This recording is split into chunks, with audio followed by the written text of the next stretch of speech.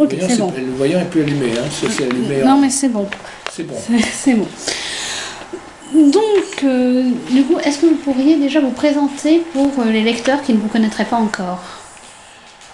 Je m'appelle Hubert de Maximi, c'est mon vrai nom et c'est aussi mon nom d'auteur.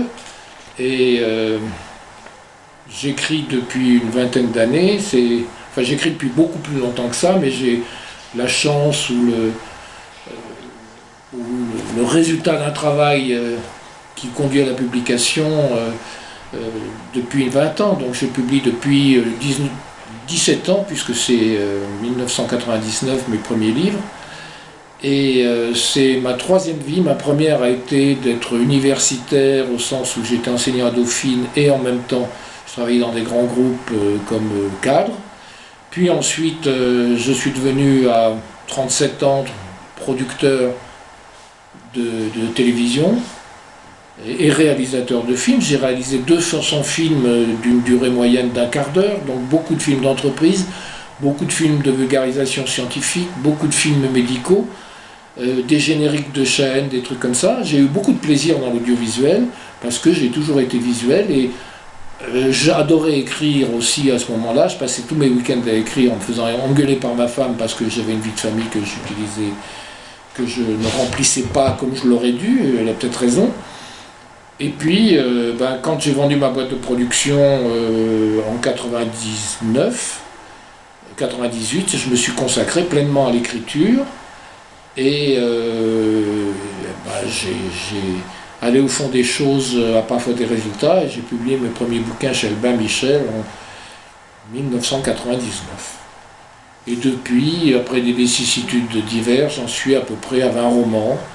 Et mes éditeurs actuels sont l'Archipel, qui est une très bonne maison que j'aime bien, et les Presses de la Cité, qui pour le domaine dans lequel j'écris le plus souvent actuellement, qui est le roman dit du terroir et la collection Rennes, la collection Terre de France.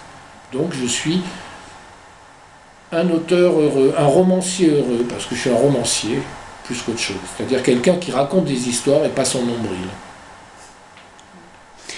Donc justement, dans votre dernier roman publié chez les Presses de la Cité, vous parlez de la période de la terreur. Donc pourquoi avoir choisi cette période et est-ce que vous avez fait quelques recherches sur cette période avant de vous lancer dans l'écriture du roman? Alors, il y a deux questions. Pourquoi cette période sur la terreur et la recherche? Je vais commencer par la recherche. La recherche, je ne la fais pas avant, je la fais pendant. J'ai besoin de savoir, c'est des questions qui se posent et je cherche. La recherche pour un romancier n'est pas du tout une recherche académique, c'est une recherche d'opportunité. Je ne sais pas si vous vous souvenez de Frédéric Fajardi, qui était un auteur, un romancier populaire qui marchait très bien, qui faisait des romans historiques. Et il était plus jeune que moi, mais il est mort, pauvre diable. Et un jour on discutait, on était à côté, et il me dit, un jour j'ai eu mon éditeur m'a mis dans les pattes une documentaliste. Mais moi je ne savais pas quoi lui demander.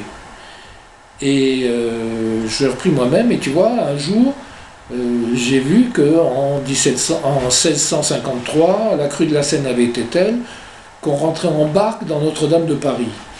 Alors j'ai dit, dans ton roman, à la page 243, tes amoureux rentrent en barque dans Notre-Dame de Paris. Il m'a dit, évidemment. C'est exactement ça la recherche pour du roman historique, pour quelqu'un qui raconte une histoire, une aventure, un truc de KPDP, etc.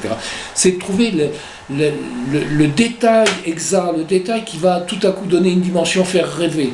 Donc la recherche, on l'a fait au fur et à mesure. Alors pour ce livre Olympe, la recherche a été extrêmement facilitée parce qu'il existe une thèse qui a été soutenue à l'université de Saint-Étienne qui s'appelle Le Puy-en-Velay, 1799. Alors cette thèse a tous les inconvénients d'une thèse, elle est effroyable à lire, elle est redondante comme tout, elle fait 500 pages, mais je dois dire, il y a 150 à 180 pages utiles et qui m'ont beaucoup apporté, qui sont une vraie recherche. Et en ce sens, la dame qui a écrit ce bouquin, qui si jamais elle entendait ce propos, se reconnaîtrait parce qu'on n'a pas 36, et ben elle a bien mérité son titre de docteur. Donc la documentation principale, je l'ai trouvée là-dedans. Je me suis tapé la thèse complètement, ça c'est sûr. Plus ou moins avant, je l'ai annoté, j'ai passé beaucoup de temps, et c'est assez austère, surtout quand c'est redondant. et surtout quand on s'appuie sur des tableaux, on cherche dans des détails, etc. Et c'est vrai que faire une recherche sur 1793 au Puy, pas évident. Mais elle a fait un bon boulot et moi j'ai appris plein de trucs. Ça m'a permis de reconstituer à peu près l'environnement de l'époque et même l'environnement des mentalités. Parce que, par exemple, sur la corruption des dirigeants politiques du Puy-en-Velay, il y avait beaucoup de choses, en particulier des éléments sur leur corruption. Le régime révolutionnaire, au bout de 3 ou 4 ans d'existence, était corrompu à mort, c'était incroyable. Et si Robespierre était incorruptible, c'est qu'autour de lui, il y avait les corruptibles. Donc voilà pour la documentation. Le deuxième élément, la deuxième question, c'est pourquoi cette époque? Eh bien parce que les idées de roman, on vous les souffle parfois, et un jour, une de mes copines, une amie de ma femme, une amie d'enfance de ma femme, m'a dit « Ah, ça devrait t'intéresser, j'ai un cousin qui a écrit une monographie sur notre ancêtre qui, à l'époque de la Révolution et de la Terreur, est devenue veuve avec plein d'enfants et a pu, à cause des lois révolutionnaires, reprendre la gestion de l'entreprise de son mari défunt, qui était une brasserie en Alsace. » Et je me suis dit que cette idée était excellente, et j'ai repris l'idée d'une femme veuve par accident, mère de famille relativement nombreuse, parce que mon héroïne a 4 enfants, et amenée par la vie à reprendre l'affaire de son mari. Mais l'affaire de son mari, pour se situer dans la région qui est ma région de prédilection et que je connais bien, qui est la Haute-Loire, l'affaire de son mari, c'était au Puy, et ça pouvait être que l'industrie dominante du Puy à l'époque. Et l'époque révolutionnaire, l'industrie dominante du Puy, c'était les tanneries. Donc j'ai inventé une jeune veuve au Puy, dont le mari tanneur disparaît dans un accident de chasse, et j'ai été surpris alors là de découvrir que l'abolition des privilèges était surtout l'abolition des corporations, donc la liberté du commerce et la liberté d'entreprendre, que c'était au moins aussi important, sinon plus, et avec beaucoup plus de conséquences sur la vie du pays que la suppression des privilèges de l'Église ou des nobles. Et là, j'ai découvert tout un monde et ça m'a passionné. Et puis, mon héroïne s'est mise à exister et m'a emporté. Elle m'a vraiment embarqué. Et ce que j'ai beaucoup aimé aussi, c'est faire vivre ses enfants. Comment rendre utile des enfants dans un roman comme ça?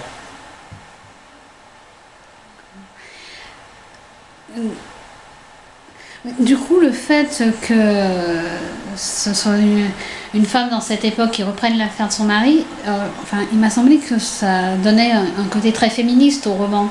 Est-ce que c'était un choix auquel vous pensiez dès le début? Est-ce que vous aviez prévu d'écrire un roman comme ça, ou bien ça s'est fait au fil de l'écriture? D'abord, il y a plusieurs choses. Féministe, je suis fondamentalement féministe. J'ai toujours adoré les femmes, mais même si les séduire n'était pas quelque chose qui me soit ni étranger ni désagréable, bien au contraire, j'ai toujours eu un espèce d'énorme respect pour les femmes. Je veux dire, les Strauss-Kahn, pour moi, sont des gens absolument odieux et insupportables. Et j'ai toujours admiré follement les femmes.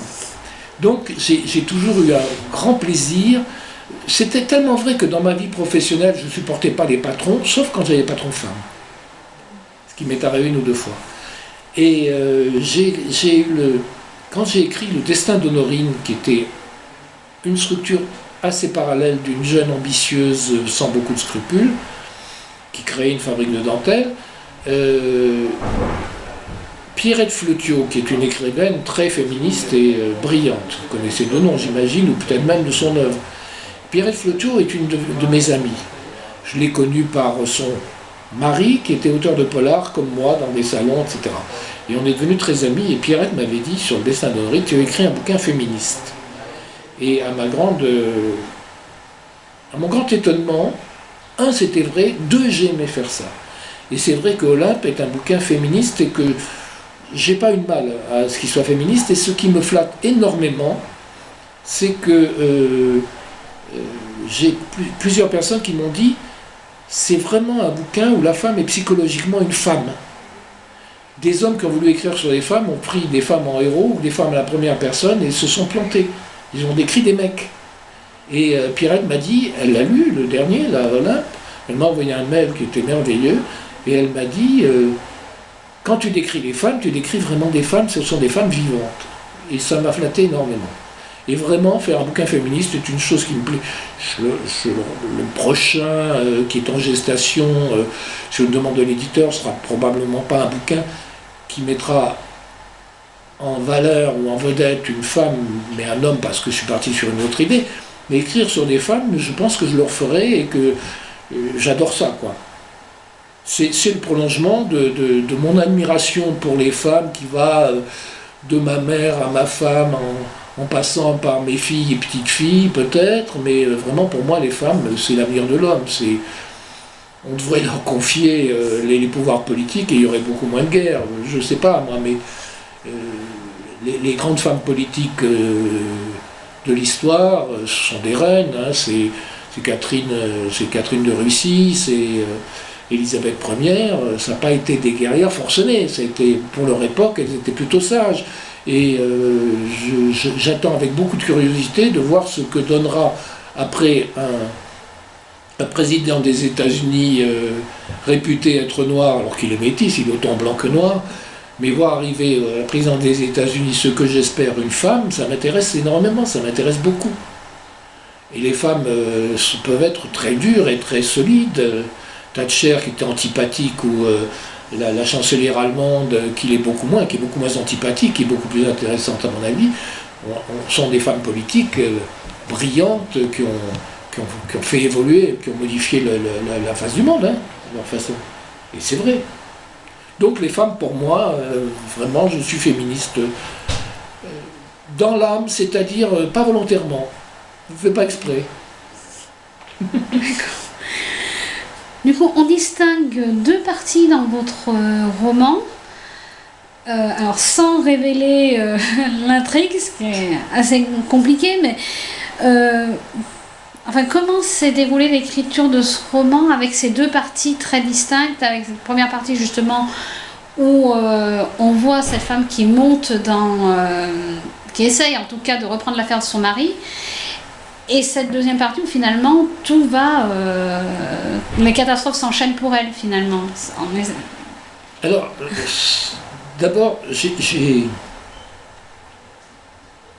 j'ai une facilité, c'est que j'ai un esprit de synthèse extrêmement... j'ai un très bon esprit de synthèse. Je l'ai constaté très tard, mais là c'est vrai. Et j'écris au fil de la plume. Et les trucs se mettent en place tout seuls par un besoin d'équilibre. Et au bout d'un moment, je me suis dit, mais c'est pas possible, je ne suis pas en train de faire le panégyrique d'une femme d'affaires à qui tout réussit. Il faut que ça bouge, il faut que ça se passe autre chose, etc. Et à ce moment-là, presque par le souci, presque par le réflexe d'un nécessaire équilibre, je suis passé vers une deuxième étape où elle rencontre des difficultés lourdes et où la corruption va lui tomber sur le dos et créer des problèmes assez massifs. Donc c'est presque par un souci d'équilibre du bouquin, mais qui est venu au fil de la plume. Moi j'avance toujours au fil de la plume. Une de mes éditrices m'a demandé un synopsis très détaillé, je l'ai fait, j'ai beaucoup de mal et je l'ai envoyé très récemment, je l'ai envoyé hier, je l'ai envoyé aujourd'hui au salon, et je lui envoie dans le mail, me demande pas d'aller plus loin parce que maintenant il faut que j'écrive. J'ai pas envie, sinon ça foisonne, ça part dans tous les sens, etc. Et j'ai vécu plusieurs fois le miracle de partir dans des aventures un peu en tache d'huile, un peu sans savoir où j'allais, et puis que vers la fin les choses se mettent en place, se construisent et définissent une cohérence qui existait presque depuis le début, qui existait depuis le début. J'ai cette chance-là. J'ai fait beaucoup de rapports d'expertise. J'ai été expert auprès des tribunaux pendant des années, j'ai jamais fait un plan d'expertise. Et elles sont toutes extrêmement rationnelles. J'ai cette chance. Alors vous avez déjà partiellement répondu, mais quel genre de roman prévoyez-vous pour la suite? Eh bien, je vais vous répondre que je prévois les romans comme demandent mes éditeurs, parce que je suis extrêmement stressé quand j'ai pas de contrat d'édition, et Je pars du principe que si on me demande d'écrire sur un thème, dès que je plonge dedans, je vais tout à coup me découvrir qu'il est passionnant. Donc j'écris, c'est peut-être mon métier de vulgarisateur de cinéma, où j'écrivais sur des cahiers des charges précis, qui m'amenaient à me passionner pour des choses que je ne connaissais pas. Et je n'ai aucun mal à partir dans une direction que va me demander un éditeur.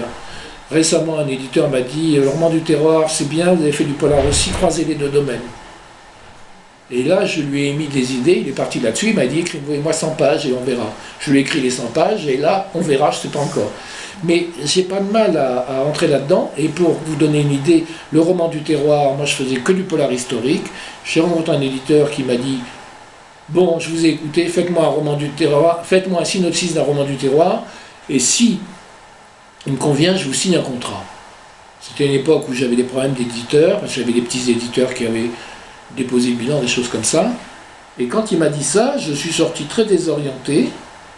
Et puis j'ai pensé à la chose et je suis parti sur un livre qui s'appelait Le Bâtard du Bois Noir et qui m'a bien démarré qui a eu un succès certain, relatif, j'ai pas fait des 100 000, mais qui a démarré et qui m'a assuré un avenir et une pérennité d'auteur.